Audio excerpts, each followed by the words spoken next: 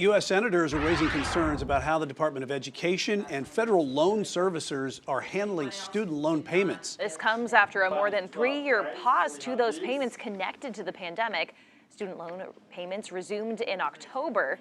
In a letter, though, signed by Elizabeth Warren and other senators, they requested the Department of Education provide them with an audit of borrowers who missed their October student loan payments. They also push for answers related to the agency's processes regarding the on-ramp period and its oversight of student loan servicers.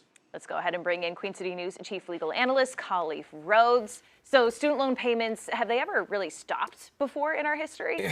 Not before the pandemic. I mean, but we had a 3-year pause, and that was a pause that was much needed for folks that were seemingly drowning in debt. And having an opportunity to try to figure out how they could repay that. I mean, it was across the board. Businesses were struggling, individuals were struggling, and so a way that the government figured out that they could at least give some needed benefit was to pause student loan payments, and it was a great idea. It was continued, like I said, for 3 years. And then at some point it came to an end, or did it?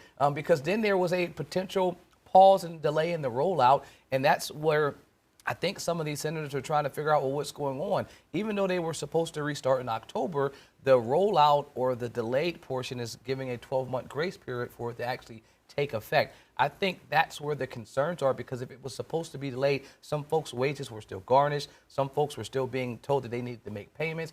And so Senator Warren and a strange bedfellow, Common Causes make strange bedfellows, Bernie Sanders is also one of the senators that signed on this. And so folks are asking, well, what's going on? Tell us behind the scenes what you're doing. It's been a little confusing, to say the least, but for some of the people there, the 3-year period has been great, but they also still refuse to pay. Do they have any legal standing? Well, the folks that refuse to pay, I mean, if you refuse to pay now, you still have that 12-month timing, but it's the folks that are not supposed to be paying that is going to be impacted the most. I had an opportunity to look at the letter. This is, I think, more like a little mini novel than the letter is 8 pages, and it lists a lot of details on what they want the Department of Education, specifically the Secretary Cordova, to tell them. Tell us what the process looks like in the background. How many folks have defaulted? How many folks have gotten an opportunity to not have their money taken in? And show me the numbers of how you plan on rolling out this program that you're talking about 28+ million folks that will be repaying their student loans supposedly in October of 2024.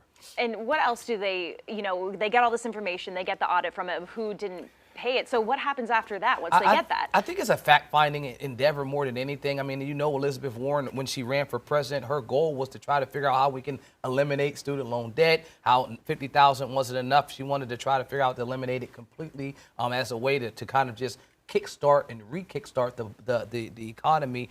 So I think this is a way to say, listen, to strengthen her argument that there are folks that are still struggling, that the 3 years were not enough, and that Congress should have extended that process a lot longer. Yeah, it's something we're certainly going to keep following, because this is a story that's not really had been decided on. It's going to be some while before it does. This is definitely one that needs to keep watching, keep eyes. I mean, with Elizabeth Warren and Bernie Sanders, they're not folks that let things go easily. And so you're asking for someone to tell me how you're making the sausage. I don't just want to eat it. I want to know how it's made. And that's what they're asking. And the Secretary of Education needs to be able to come with the evidence to show that they have a process that's in place.